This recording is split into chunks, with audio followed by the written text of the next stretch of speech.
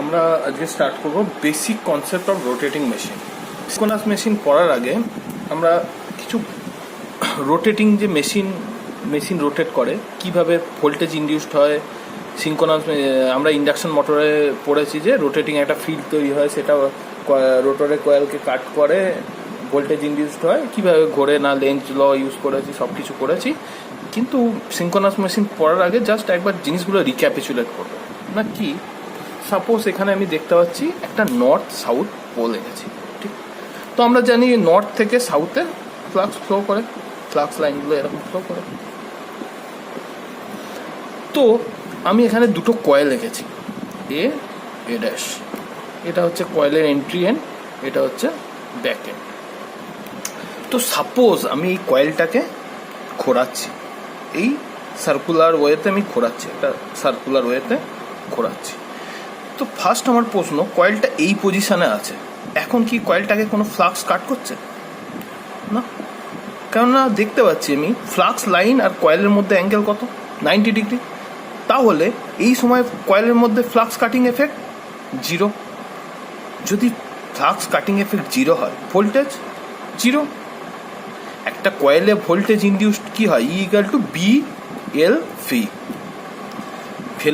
V হচ্ছে কয়েলের velocity, এল হচ্ছে লেন্থ, আর বি হচ্ছে ম্যাগনেটিক ফিল্ড। যে ম্যাগনেটিক ফিল্ডের মধ্যে কয়েলটাকে আমি ঘোরাচ্ছি বা নিয়ে যাচ্ছি, যে স্পিডে ঘোরাচ্ছি।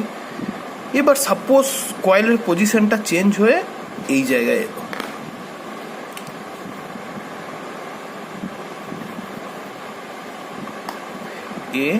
A dash. এখন কয়েলের মধ্যে ফ্লাক্স, ম্যাক্সিমাম ফ্লাক্স, পুরো ফ্লাক্স এর মধ্যে কাট করছে। তাহলে এই সময় কয়েলের মধ্যে voltage, induced voltage maximum voltage. Suppose একটু সরে এই জায়গায় এলো, এ ড্যাশ। এখন দেখছি কয়েলের মধ্যে ভোল্টেজ ম্যাক্সিমাম নয়, কিন্তু কাট করছে। আবার কয়েলটা এই জায়গায় এলো, প্রথমে এই পজিশন ছিল, এটা এখানে ছিল, এখন এটা এখানে এলো, এ ড্যাশটা এখানে গেল। কত ডিগ্রি ঘুরলো, 180 ডিগ্রি। এখন কয়েলের মধ্যে ফ্লাক্স আবার জিরো। আবার কয়েলটা এই পজিশনে এলো, এটা এখানে এলো, এ ড্যাশটা এখানে এলো, আবার 90 ডিগ্রি ঘুরলো। এখন কি, কয়েলে আগে এন্ট্রি করছিল ফ্লাক্সটা, এখন কয়েল থেকে বেরোচ্ছে। তার মানে আগে যদি পজিটিভ ফ্লাক্স হতো, এখন কয়েলের কি হচ্ছে, নেগেটিভ ফ্লাক্স। আবার কয়েলটা সরে এ জায়গায় এলো, ঘুরছে, কয়েলটা রোটেট করছে, এ ড্যাশ। তাহলে এইখানে আবার ম্যাক্সিমাম ফ্লাক্স নয়, কম ফ্লাক্স। আবার কয়েলটা কি করছে, রোটেট করে 360 ডিগ্রি হয়ে গেল, এ ড্যাশ। এখন ফ্লাক্স কত, আবার জিরো।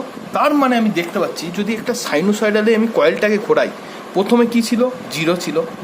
তারপর এই পজিশানে যখন 90 ডিগ্রি পজিশনে গেল, ম্যাক্সিমাম হলো, আবার কমতে শুরু করলো, আবার 180 ডিগ্রি যখন এইখানে এটা গেল, এ ড্যাশ গেল, আবার জিরো হলো। আবার কি হলো, এইখানে যখন এলো 90 ডিগ্রি আবার পেছলো, নেগেটিভ ফ্লাক্স হলো। আবার এইখানে যখন পৌঁছালো, আবার জিরো হলো। তাহলে এখানে কয়েলের মধ্যে যে ফ্লাক্সটা হচ্ছে, এটা একটা সাইনোসয়েডাল ফ্লাক্স হচ্ছে না? এইভাবেই আমরা ভোল্টেজটাও কয়েলে কি পাই, একটা রোটেটিং মেশিনে সাইনোসয়েডাল পাই। এটা হচ্ছে ডিসি মেশিনের কনসেপ্ট। ডিসি মেশিনে একটা ফিক্সড পোল থাকে, পোল স্ট্রাকচার থাকে, আমরা ওটাকে রোটেট করি। জেনারেটরের ক্ষেত্রে প্রাইম মুভার দিয়ে রোটেট করি, দিয়ে আমি ভোল্টেজ পাই। কিন্তু আমার কি থাকে, কমিউটেটর সেগমেন্টের জন্য রেকটিফায়ার ভোল্টেজ পাই। রেকটিফায়ার মানে ডিসি, অ্যাকচুয়ালি কয়েলে কি ইনডিউসড ভোল্টেজ হয় এসি। এটা একটা কয়েলের ক্ষেত্রে, দুটো কয়েলের ক্ষেত্রে এটা 2 বিএলভি। এইটা হচ্ছে আমার বেসিক কনসেপ্ট। এবার আমি দেখি যে রোটেটিং ফ্লাক্সটা, এটা তো গেল আমি কয়েলটাকে রোটেট করাচ্ছি। এবার আমরা কি পড়েছি ইন্ডাকশন মোটরে, যে যখন স্টেটরে সাপ্লাই দিচ্ছি, একটা সাইনোসয়েডাল সাপ্লাই দিচ্ছি, ফেজ ডিফারেন্স 3 ফেজ সাপ্লাই দিচ্ছি, একটা রোটেটিং ম্যাগনেটিক ফিল্ড তৈরি হচ্ছে। সাপোজ একটা আমি ডিসকাস করবো, ওই জায়গাটায় একবার রিক্যাপিচুলেট করবো।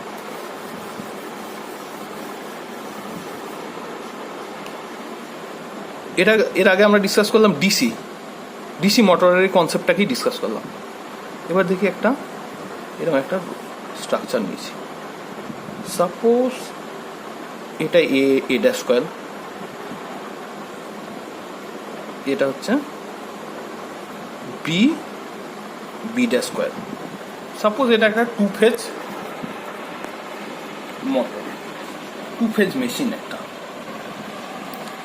এ ড্যাশ মিনস এখানে আমি একটা সাইনোসয়েডাল সাপ্লাই দিচ্ছি, মানে এখানে একটা এ কয়েলে এটা হচ্ছে পজিটিভ ডট, এটা হচ্ছে ক্রস। সেম হচ্ছে বিতেও একটা সাইনোসয়েডাল সাপ্লাই দিচ্ছি ডট ক্রস। বাট টু ফেজের ক্ষেত্রে আমরা কি হয়, দুটো ফেজের ক্ষেত্রে একে অপরকে, থ্রি ফেজে যেমন একটা তিনটে ফেজ প্রত্যেকে 120 ডিগ্রি ফেজ ডিফারেন্সে থাকে, টু ফেজে কি থাকে 90 ডিগ্রি ফেজ ডিফারেন্সে। এটা সাপোজ যদি এ হয়, বিটা কি হবে 90 ডিগ্রি থেকে ফেজ ডিফারেন্স থেকে শুরু হবে, এইখান থেকে শুরু হচ্ছে 90 ডিগ্রি পর, এটা হচ্ছে বি। এবার দেখি আমরা প্রথমে সাইনোসয়েডাল সাপ্লাই দিচ্ছি, এইটা হচ্ছে আমার কারেন্টের ডাইরেকশন। কারেন্টটা এখানে প্রথমে এন্ট্রি করছে পজিটিভ হবে 0 to 180 ডিগ্রি, এখানে কারেন্টের ডাইরেকশন কি পজিটিভ 0 to 180 ডিগ্রি। তার মানে কারেন্টটা ঢুকছে, সরি কারেন্টটা বেরোচ্ছে, ঠিক। ডট মানে হচ্ছে আমার কয়েলটা বোর্ডের পুরো ভেতরের দিকে আছে, ডট মানে হচ্ছে কারেন্টটা উঠছে। তো আমরা থামস রুল থেকে কি জানি, কারেন্টটা এরকম উঠছে, তাহলে ফ্লাক্সের ডাইরেকশন এই বরাবর, কারেন্টটা এরকম উঠছে, ঠিক। এবার দেখি যেই ম্যাক্সিমাম 90 ডিগ্রি যখন হবে, প্রথমে যখন 0 ডিগ্রি, ফ্লাক্সের ভ্যালু কত, এমএমএফ যদি আমি বলি, ম্যাগনেটিক এমএমএফ মিনস কি, একটা কয়েলের এন নাম্বার ট্রান্সফার করলে MMF equal to N into I. I যখন 0, থিটা ইকাল টু 0, তখন এন আই ইকাল টু কত 0। থিটা ইকাল টু যখন 90 ডিগ্রি, আই এর ভ্যালুটা ম্যাক্সিমাম, ফ্লাক্সের ভ্যালু ম্যাক্সিমাম, মানে এই বরাবর ম্যাক্সিমাম ভ্যালু। তারপর আস্তে আস্তে কী হচ্ছে, কমছে। আবার যেই 180 ডিগ্রি হয়ে গেল, কারেন্টের ভ্যালু কত 0। আবার যেই 180 ডিগ্রি চেঞ্জ হলো, এখন কারেন্টের ডাইরেকশন কি নেগেটিভ, তার মানে এটা ক্রস, এটা ডট, ক্রস মানে কারেন্টটা ঢুকছে, এই ঢুকছে বোর্ডের ভেতরে ঢুকছে। ফ্লাক্সের ডাইরেকশন কোন দিকে, এই বরাবর। যেই 270 ডিগ্রি ম্যাক্সিমাম ফ্লাক্স, আবার কমতে কমতে আবার যেই 360 ডিগ্রি, ফ্লাক্সটা এখানে 0 হচ্ছে। এবার একটা জিনিস দেখি, সেম দেখছি আমি বিয়ে কি সাপ্লাই দিয়েছি, জাস্ট 90 ডিগ্রি ফেজ ডিফারেন্সে, মানে time angle omega T equal to 90 degree পর এর কারেন্টটা শুরু হচ্ছে। সাপোজ এ যখন কারেন্টটা 0, ঠিক, এ যখন কারেন্টটা 0, বি এর ভ্যালু কত, কারেন্টের ভ্যালু নেগেটিভ, তার মানে এটা নেগেটিভ কারেন্ট, মানে এটা ক্রস, এটা ডট, নেগেটিভ ম্যাক্সিমাম কারেন্টের ভ্যালু। কারেন্ট ঢুকছে এই দিক থেকে, দেখছি কারেন্ট ঢুকছে, আমার ফিঙ্গার এই বরাবর কয়েলটা কীভাবে আছে, এইদিকে ঢুকে এইদিকে বেরিয়েছে, এই ঢুকে এই বেরিয়েছে, কারেন্টটা এই ঢুকছে, তাহলে ফ্লাক্সের ডাইরেকশন কি এই বরাবর। ফ্লাক্সের ডাইরেকশন এই বরাবর মানে এই কয়েলে ম্যাক্সিমাম ফ্লাক্স কাট করছে তখন। আবার যখন 90 ডিগ্রি হচ্ছে, ফ্লাক্সের ভ্যালু কত 0।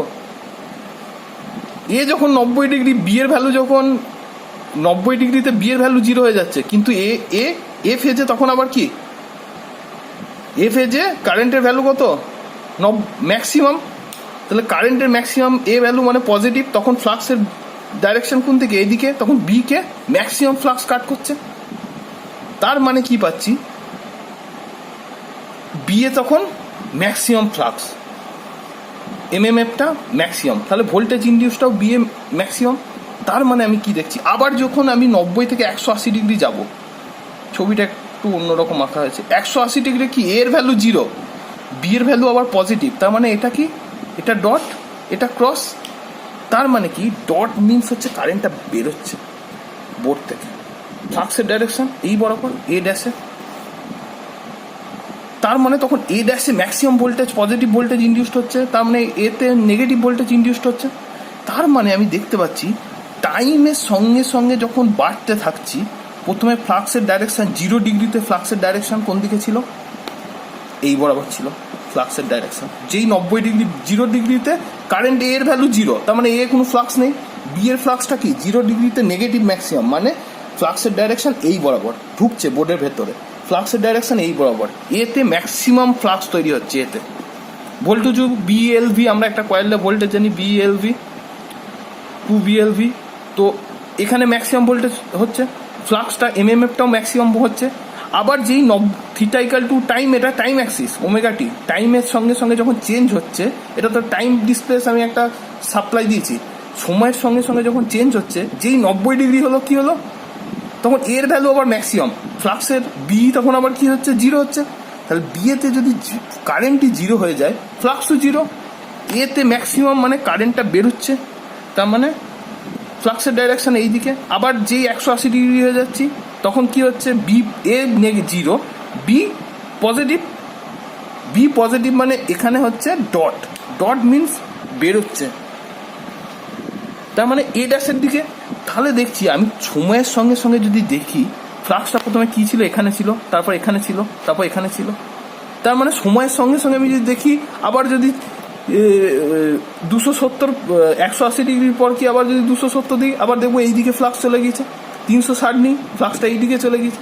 তার মানে টাইম, যদি আমি একটা টাইম ডিসপ্লে সাপ্লাই দিই, আর এই কয়েলগুলো কি আছে একটা স্পেসের মধ্যে 90 করে স্পেস ডিসপ্লেসড হয়ে আছে না, তাহলে একটা যদি টাইম ডিসপ্লে সাপ্লাই, একটা ফেস ডিসপ্লেস, একটা টাইম ডিসপ্লেস সাপ্লাই যদি আমি একটা স্পেসে, এরা স্পেসে প্রত্যেকে ছড়িয়ে আছে না, একটা সার্কুলারের মধ্যে 90 করে স্পেস অনুযায়ী ছড়িয়ে আছে না, তাহলে কি একটা রোটেটিং ম্যাগনেটিক ফিল্ড তৈরি হচ্ছে না।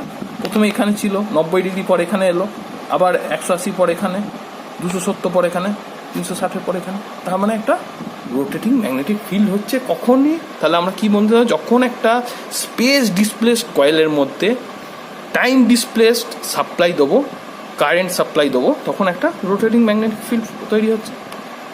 Thank you.